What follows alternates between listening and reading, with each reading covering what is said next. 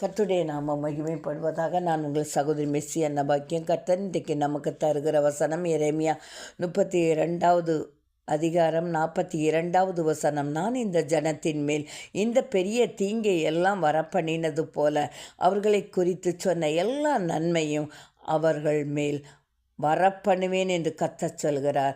ஆமாங்க, கர்த்தர் அனுமதித்த எல்லா பாடுகளையும் நீங்கள் தேவனுடைய கரத்தை பிடித்து தாண்டி வந்துட்டீங்க. இன்றைக்கி கர்த்தர் சொல்கிறார், உங்கள் மேலே வரப்பண்ணின தீங்கை போல உங்கள் வாழ்க்கையில் உங்களுக்கு சொன்ன வாக்குத்தத்தங்களை கர்த்தர் நிறைவேற்றும்படியாக கடந்து வந்திருக்கிறார். யோபு கூட எல்லாவற்றையும் இழந்தான், ஆஸ்தியை இழந்தான், தன்னுடைய பிள்ளைகளை இழந்தான்.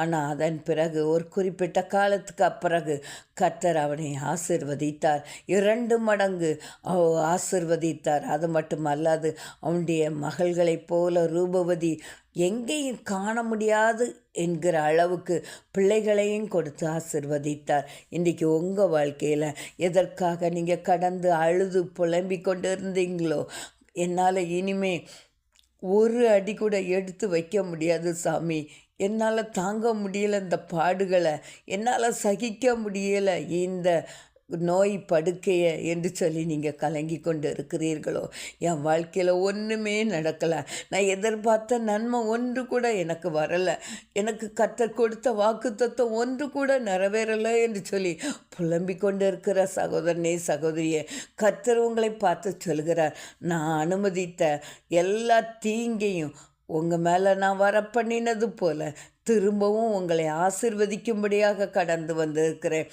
என்று கர்த்தர் சொல்கிறார். ஆமாங்க, சர்வ வல்லவரால் கூடாத காரியம் ஒன்றும் இல்லை.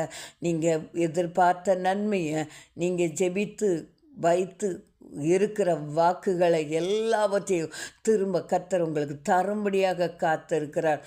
சோர்ந்து பகாதீங்க.